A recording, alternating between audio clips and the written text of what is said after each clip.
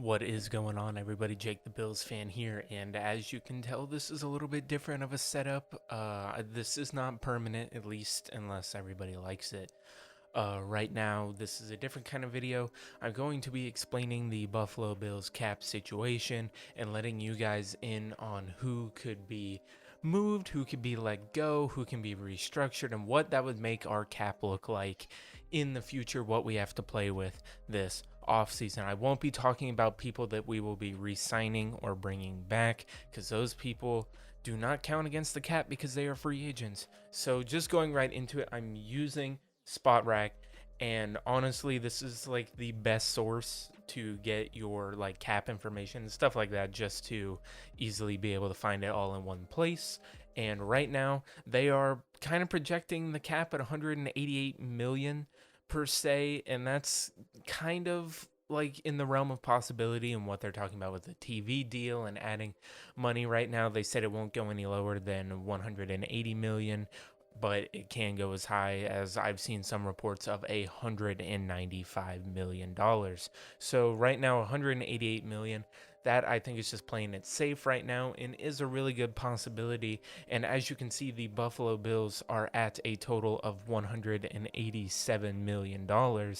And that doesn't leave us a lot of room to play around in free agency, especially if we want to bring guys in like JJ Watt, or if we're not going to, maybe Von Miller. I'll be doing a video about that next week, talking about if Von Miller, if released by the Broncos, will be a viable option as well, and breaking that down for all you guys so that you can understand. So going into it right now with $1.5 million.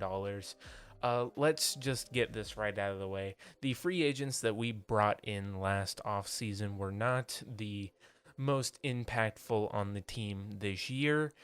They weren't really able to do much, especially in the ways of Mario Addison. Mario Addison, like 34 years old, came in. He was averaging about 9 sacks a year. He was a guy that we thought we'd bring in and immediately be able to plug in on the defensive line, and we weren't going to be missing Jordan Phillips or Shaq Lawson as much as we thought we would.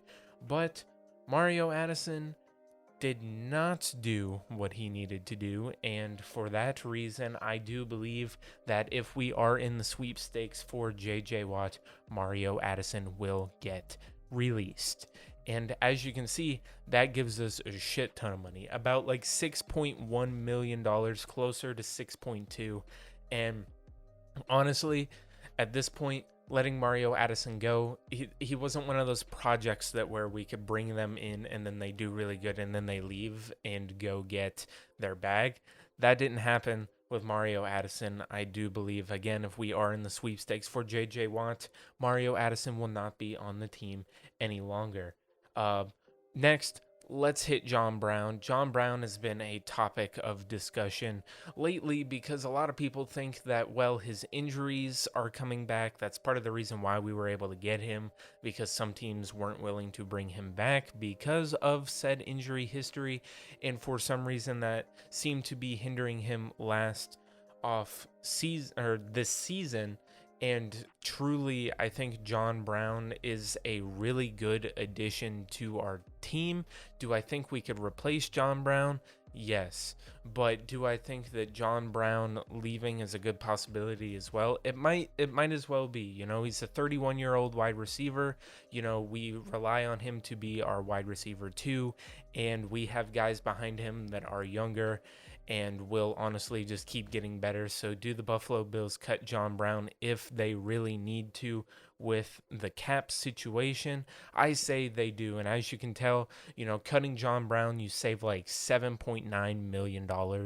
And that is a ton of money, especially in a cap strap year like this. Now, if John Brown is willing to do any kind of restructuring to stay on the team, we will see if that is the case. But at this moment, right now, John Brown staying on the team is up in the air, and we have no idea what is going to happen there. But as you can see, we do save a lot of money if John Brown is gone. Now, Jerry Hughes, I know a lot of you don't think this, but I have seen this in the comments section of not only my videos, but other people's on Twitter, on Facebook, everywhere. A lot of people thinking if we're going to bring in JJ Watt, we should cut Jerry Hughes.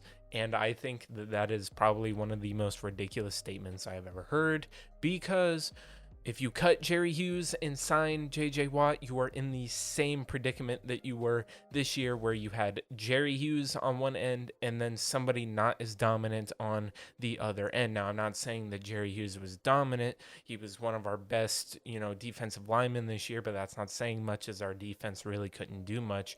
But he is, you have to admit, an above average D lineman, and he's able to get pressure. Jerry Hughes has shown us in the past what he can do, and I don't think that that's going to change. So if you cut him and add JJ Watt, that's not really going to be doing much for you. You want to pair Jerry Hughes and JJ Watt together.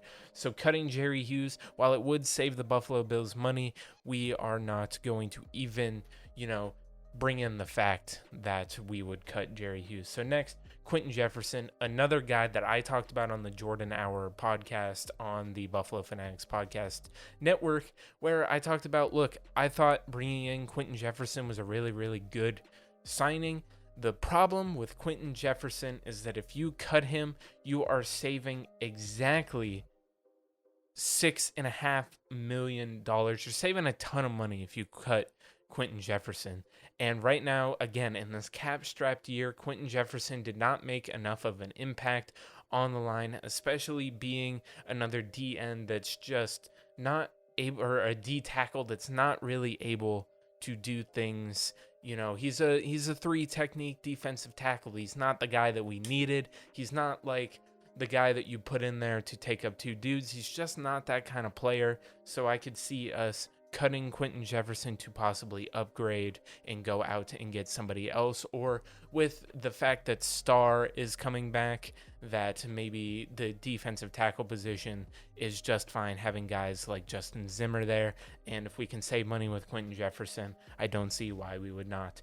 And the last cut that I think we're going to make, at least in my opinion, is Vernon Butler.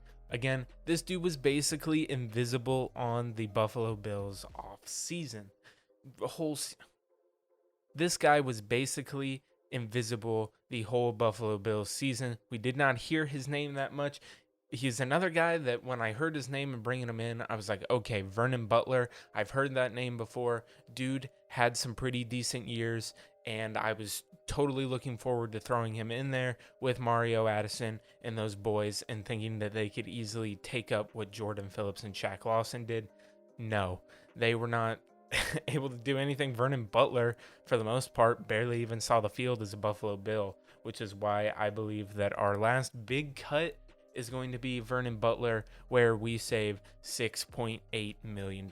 So as you can tell, that brings the cap space up to about $28 million. Now there's other guys that I think that we might restructure, like guys like Mitch Morse, who've had, a couple of years where, concussions have been an injury, and like that's exactly what happened this year too. It's been an issue. I think maybe a guy like that would get restructured and save you about $3 million.